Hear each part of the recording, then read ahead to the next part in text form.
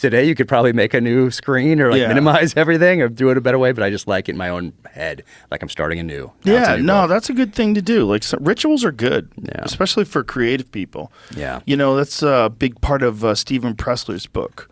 Stephen Pressfield? Excuse me, Pressfield. Yeah, The War of Art. War of Art, amazing. Yeah.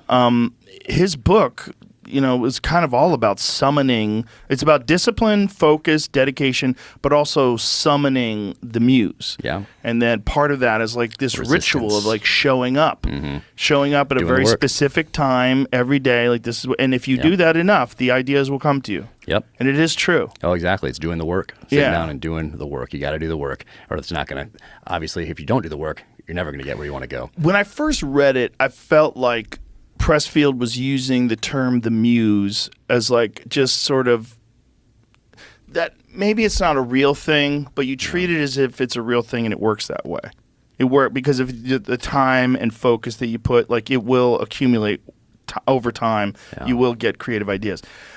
But now as I'm getting older, I'm not convinced that I was right, that it's not a real thing. I have a feeling that this is going to sound so weird, but I'm just going to say it. I think ideas are an unrecognized life form. This is what I think. I think creativity is a very strange thing. Like, what is it? Where is it coming from? Where do ideas come from? Where's a great song come from? Where's a great concept for a book come from? It comes from your mind, right? And your mind pulls it out of a lot of things, like your life experiences, your current state of, you know, depression or happiness, and all the things you've read your whole life. There's like so many things that you're pulling creativity out of. Right. But there's a thing that enters into your mind sometimes when you come up with an idea where you're like, that is not from me. That's not from me. I know this is just popping up, and maybe it's just as my ignorance of the way synapses fire, but I'm not sure. Because my thought is everything that exists that human beings have created came from an idea.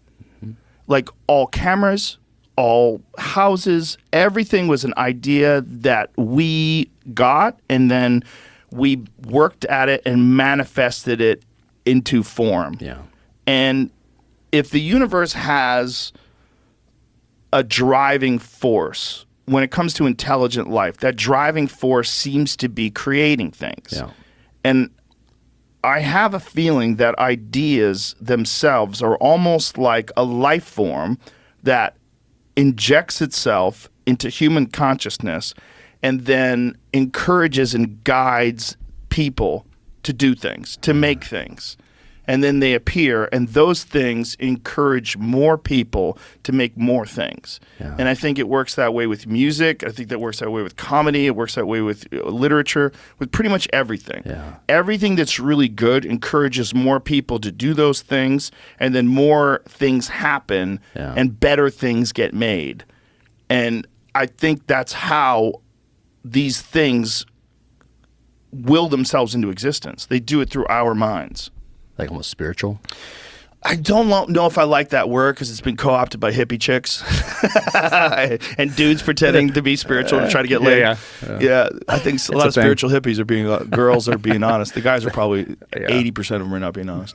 But yeah, whatever that word means, it's something. That there's something more to it than this sort of reductionist view of what an idea is. And if someone says, so what's your proof? You know, we have evidence of... I have no proof. Yeah. It's not... I think the world is way stranger than we think. Yeah. And I think our existence here is way stranger than we think. I think people have been wrestling with that forever. And for me to just think, oh, the muse is just this like airy-fairy concept that you give to the results of hard work and dedication. No, I think hard work and dedication are important because you summon the muse. I think the muse is a real thing. Wow. And you've come to this over time. Yeah. With age, experience. I just don't know. Yeah. You know, I mean, if the muse wasn't a real thing, boy, it sure behaves like a fucking real thing. That's true. That is it very really true. does behave like a real thing. And when you're living your life right, it seems like it rewards you. It seems like it rewards you, like both mentally, emotionally, physically. Like there's a guiding force. It's just we don't know how to tune into it. And I think that guiding force also exists creatively.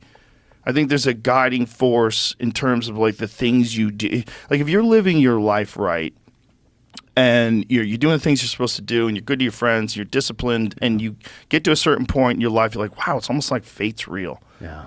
You know, like there's some guiding forces that are not exact. Yeah. They're almost like a radio signal that you're tuning in, but you can't quite get it. Like, shh. It's like it's kind of there, but you kind of have a sense.